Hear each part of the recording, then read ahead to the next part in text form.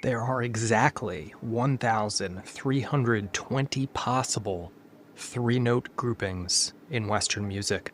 Bill Evans knew how to find the perfect ones and turn them into pure magic. Just a simple triad in his right hand, a shell voicing or a couple guide tones in his left, and suddenly we're all drowning in harmony that sounds impossibly modern.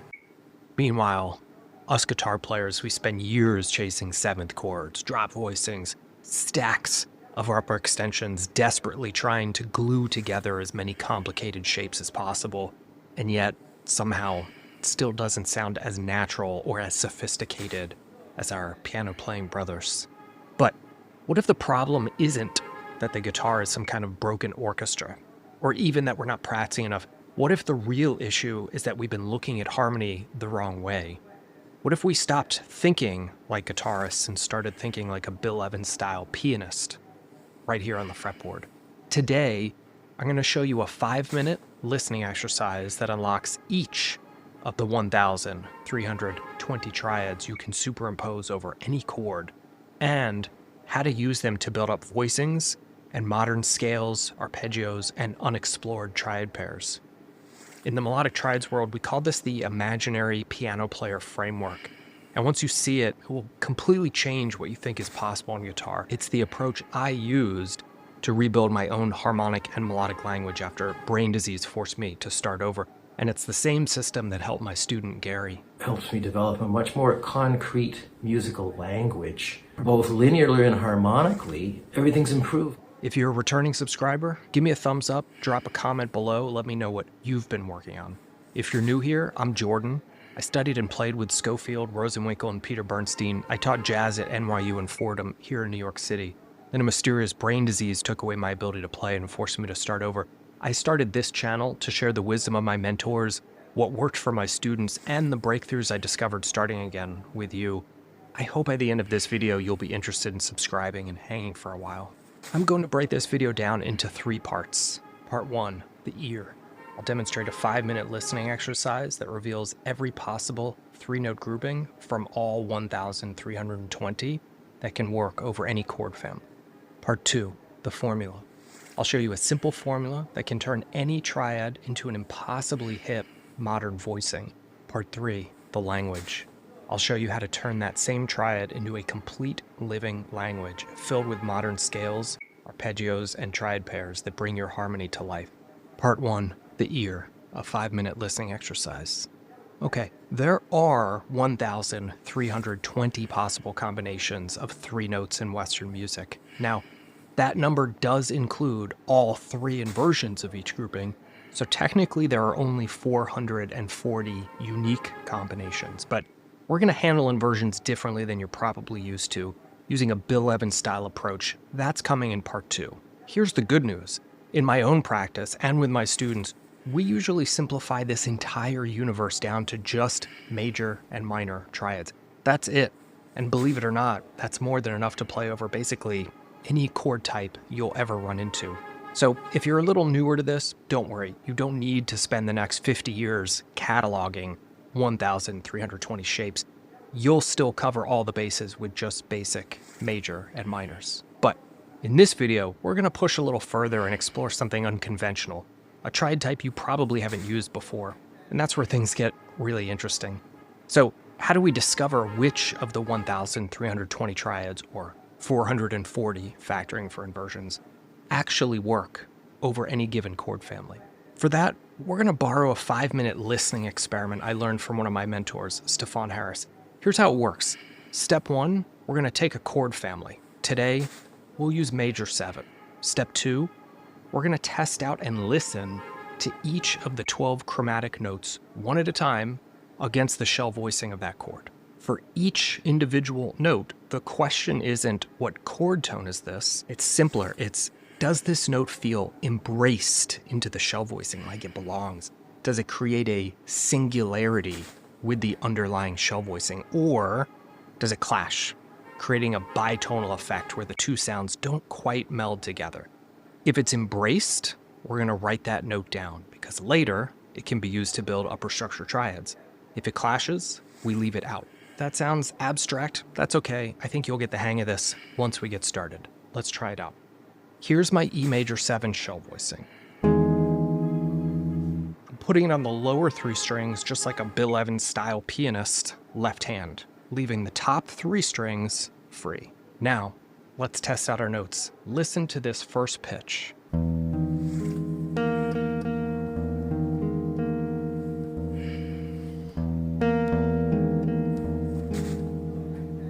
Remember, the question is not what chord tone is this, it's does it feel embraced into the shell voicing, like they're coming together into a singularity that creates a whole new entity? Or does it feel like it's clashing against it, like there's a shell voicing down here and there's a random note that's sort of butting heads with it? I hear this note as a singularity, so I'm gonna go ahead and jot this note down. This is B flat. Next, B natural. Okay, that one also definitely works, so I'm gonna write down B natural. Let's keep going.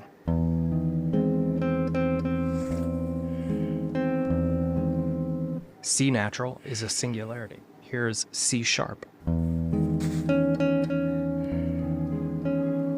Singularity. Here's D natural.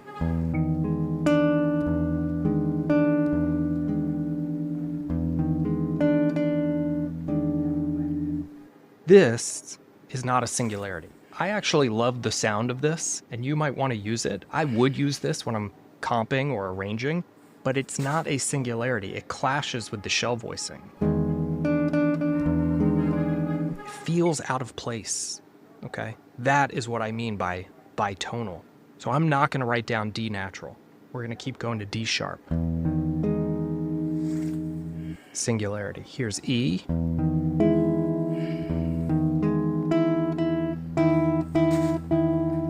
This is not a singularity. Can you hear how it sounds like it's separated out from the shell voicing? They're not combining together. It sounds like there's a voicing and then this random note sitting on top, which is weird because it's the chord's root note, but it's not a singularity. So I'm not going to write down E. Let's keep going. That's bitonal again. Singularity. This note is a singularity. This is G natural. It's quite aggressive, maybe even a little dissonant, but it does sound like it's being embraced inside the shell voicing and creating a new harmonious sound. Which is very weird because that's G natural, the sharp 9. That does work, but the E note, the root note, doesn't seem to work. We're going to keep going. G sharp is a singularity. A, bitonal. Now we're back to the octave of B flat. At the end of this listening exercise, we've got a set of notes that individually each create a singularity with E major 7. Stefan called this the conglomerate scale. Now, this isn't really a scale you'd play. It's more like a map, a way to see which notes will combine into upper structure triads. For example, here's G sharp, B, and D sharp. That's a G sharp minor triad. Here's B, D sharp, and F sharp. That's a B major triad. Every triad that could work against E major 7 is hiding in this group of pitches. They're all here. Now, I'll leave the basic major and minor triads for you to explore, and if you want my help, the Imaginary Piano Player Framework Bundle walks you through this exercise for every chord family. But today, let's take this further out into a more unusual cluster. Let's try C sharp, D sharp, and G. If we think of C sharp as the root, that's root, 2, and flat 5. We could call it a C sharp diminished sus2 triad. Now, look what happens over E major 7. C sharp is the 13, D sharp is the major 7, and G is the sharp 9. So when we superimpose this cluster over E major 7, we get E major 13, sharp 9. That's the triad we'll explore for the rest of this video. Part 2, the formula. If you're watching this video, you probably already know the standard way of moving through inversions, just rotating the order of pitches. But there's another way, a way Bill Evans was a master of, used by every post-bop and modern pianist since, but almost never discussed in the guitar world. Let's break down what this alternative inversion really is, and then apply it to our new E major 13 sharp 9 harmony, so we can access guitar-friendly voicings as we move this chord all around the fretboard. Unlike guitar players, pianists have two hands. This means they can do something deceptively simple: play a triad in the right hand while holding a shell voicing in the left. Instead of inverting all 6 notes democratically, the way guitarists usually think, pianists invert the right hand triad against a stable left hand voicing, like this: C sharp, D sharp, G over E major 7. D sharp, G, C sharp over E major 7. G, C sharp, D sharp over E major 7. Most guitarists assume that this is impossible. We don't have 2 hands, just 4 fingers and maybe a thumb. But it is possible to steal this. In the melodic triads method, we call it the imaginary piano player framework, thinking like we have 2 hands, but on the fretboard. Here's the simplest way to get started. We're going to shrink those 2-hand, 6-note pianistic voicings into 4-note guitar-friendly slash chords.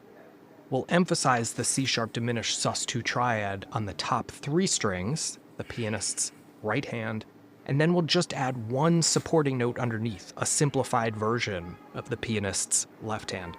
I call this top-down chord construction, as opposed to bottom-up chord construction where we build from the root up, adding the root, the 3rd, the 5th, the 7th, the sharp 9th, and all of a sudden we're out of fingers. Instead, we're going to begin at the top of the harmony with the right hand triad and build down towards the root. This way we are prioritizing the sweet spot notes from the piano player's right hand that we want accentuated. For this type of 4-note slash chord to imitate but simplify the 6-note pianistic voicing, we're only going to add 1 left-hand chord tone underneath the triad. But here's the problem. If the left hand has 3 notes, which one do we add? That's where our formula comes in. It's called the hierarchy of harmonic importance, something Stefan Harris showed me, and I've simplified it for our guitar-friendly 4-note slash chords. It goes like this: 3, 7, 5, root. This formula will guide you to the best note possible to add under any triad for any chord family to unlock the richest voicings possible. Let's try it. Our chord is E major 7. Our triad is C sharp diminished sus2. Does the 3rd of E major 7, G sharp, exist in C sharp diminished sus2 triad? No. G sharp does not exist in C sharp diminished sus2. That means G sharp is our prime candidate for the supporting note.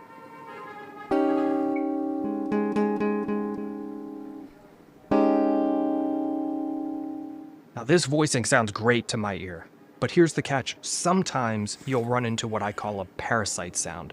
That's when your added note hijacks the harmony and forces it to sound like something else. For example, if we were playing just a C major triad and we put a D flat underneath it, that sounds like a diminished chord to me. And there's pretty much no way you could trick somebody into hearing a diminished chord and make them think they're hearing a major 7 chord.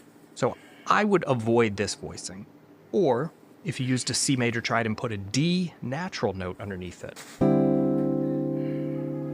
that just sounds way too much like a sus chord. There's no way to express major 7 while sounding like a sus chord. So you do need to use your ears and really listen when forming your voicings.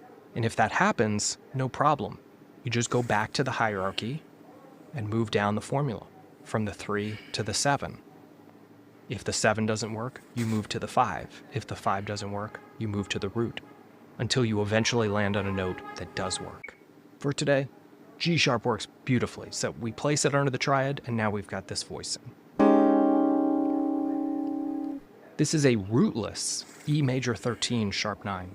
If you're in a band, the bass player covers the root, and together you'll create this sound.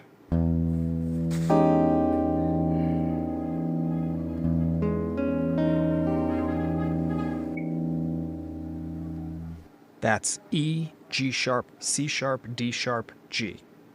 Root, third, 13, 7, sharp 9. By prioritizing the C sharp diminished sus2 triad, we've now got all the sweet spot notes and only the most essential lower structure chord tones. If you want to play it solo, you can either play it rootless, or you can include the root yourself, which will be a little tricky when we leave the E, because we can't cheat and use the open 6 string, but it's possible. You just break the chord apart. Play the root first, and then jump to the rest of the voicing.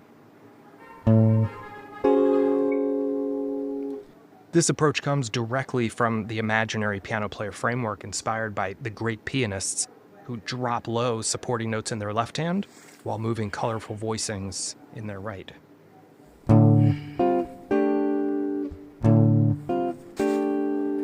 Think McCoy Tyner, Bill Evans. Now, let's plug this in to our Bill Evans inversion approach. We'll invert the right hand triad on the top 3 strings while keeping the left hand supporting note underneath. Here's our C sharp diminished sus2 triad. Next inversion.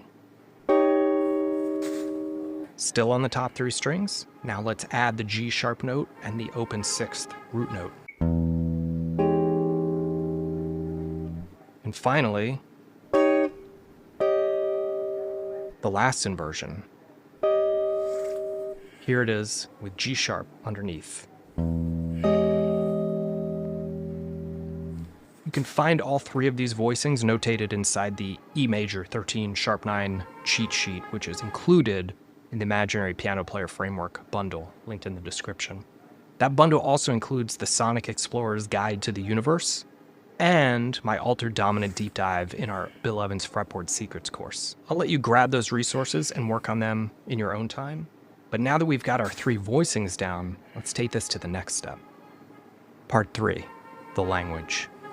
Before we dive in, a quick word of warning. In my recent video on how Charlie Parker used triads and quadratonics, a lot of you commented on how much you loved the simplicity. This section is going to get a little bit more advanced, but here's the thing. The core is still simple. It's still just triads and shell voicings. We're just going to apply them in a more creative way. If you want to keep it simpler, I'll link that Parker video below so you can revisit it anytime. If you watched that video and were wishing to see how to make things more complex, you're in the right place.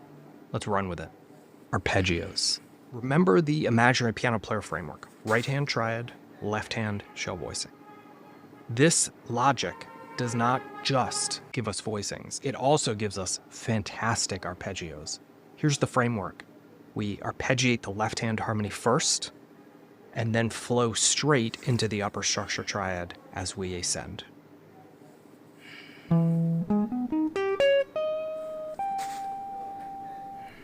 That's a root position E major 7 arpeggio, 1, 3, 5, 7. Followed directly by a C sharp diminished sus2 arpeggio.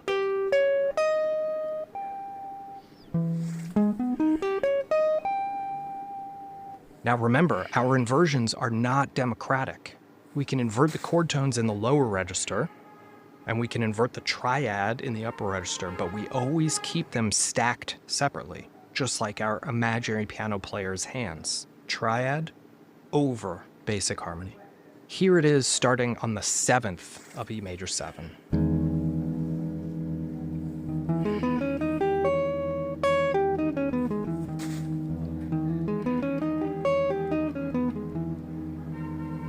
Now we've got 2 octave arpeggios, where each octave outlines a different hand of our imaginary piano player, and when put together express the entirety of our fully extended 2-handed pianistic voicings, quadratonics.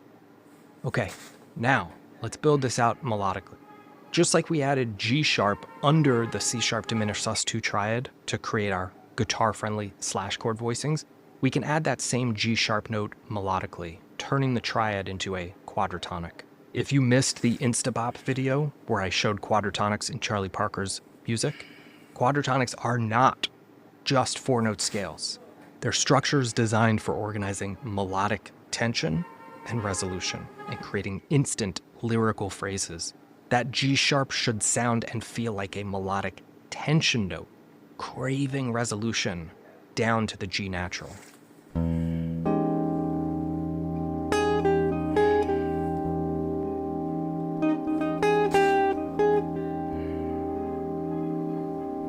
By using the same triad to improvise melody that we were crafting our voicings with, you can hear that I'm essentially expressing this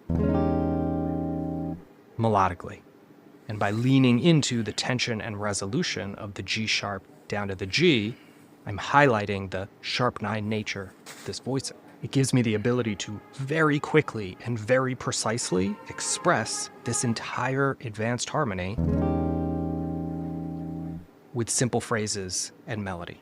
So the most important chord tone in E major 7, the major third, suddenly behaves like a tension note pulling towards the sharp 9.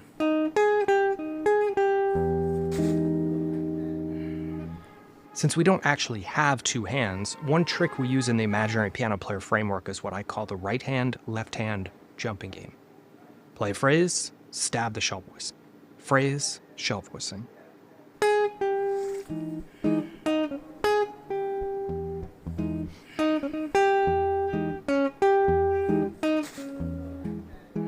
This right hand, left hand jumping game helps us weave the quadratonic like a tapestry across the E major 7 shell, so you can improvise without overthinking while sounding conversational and pianistic. So just like we were able to imitate the two hands of our imaginary piano player when creating our 4-note slash chord voicings and our 2-octave arpeggios, we can do it again here when playing solo guitar or in a piano-less trio. Upper structure triad quadratonic, shell voicing. Phrase, harmony. Right hand, left hand. Triad pairs. If you're still with me, let's get even more advanced. Triad pairs. This is where things get a little tricky, so grab the E major 13 sharp 9 cheat sheet if you haven't already. The challenge with something unusual like a C sharp diminished sus2 triad is you can't just grab a by-the-book triad pair. We want to maintain our original triad as the resolution triad and add a tension triad that behaves almost like a bebop scale, alternating stability and tension. Think chord tone, passing tone, chord tone, passing tone, but built into the triad pair. Melodic triad, tension triad, melodic triad, tension triad, melodic triad. But how do we build this? It's actually kind of simple. We look between each pair of consecutive triad tones, and we add the most harmonically respectful chord tone to the chord we're playing in our left hand, E major 7, as a passing note in between each of the triad tones. For example, between G and C sharp, our go-to note from before that we took from the hierarchy of harmonic importance was G sharp. That is a harmonically respectful note to E major 7 that can act as a passing tone between G and C sharp.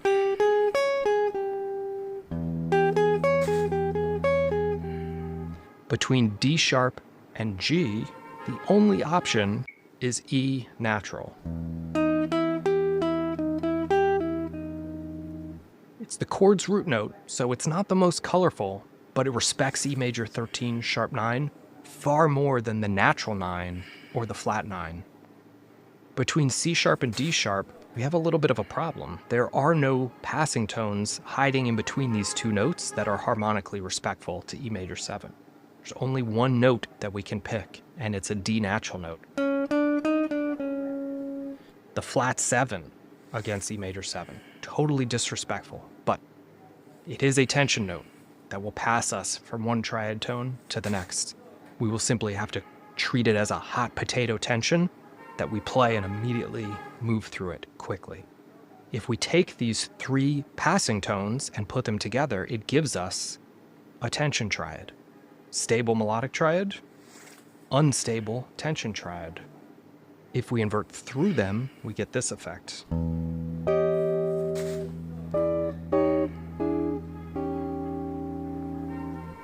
Melodic triad, tension triad, melodic triad, tension triad. C sharp diminished sus2, D diminished sus2. Stable, tension.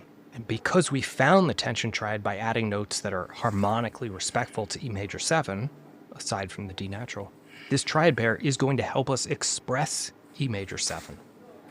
And because we're treating our original C sharp diminished sus2 triad as the stable, the resolution triad, it's going to help us express that E major 7 as the E major 13 sharp 9 we've been exploring together. Here's my favorite way to use this technique. Convert the triads to dyads for linear harmony by removing the lowest pitch from each triad. Just like our slash chord voicings hid the simplicity of the triad we were using for our voicings in part 2, this masks the simplicity that we're thinking about in using triads when playing linear harmony with our new triad pair. Listen.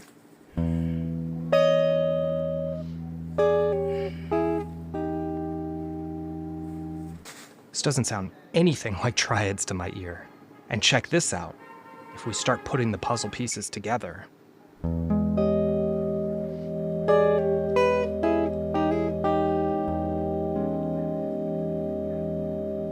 did you notice what happened in the last 2 dyads?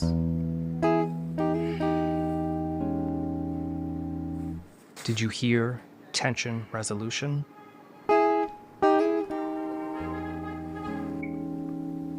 Think about this for a second.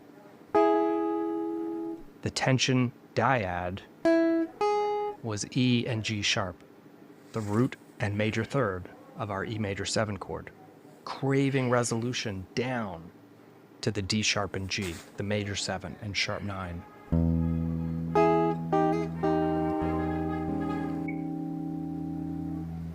That is the magic of learning to use triads the way a Bill Evans-style pianist does on the fretboard.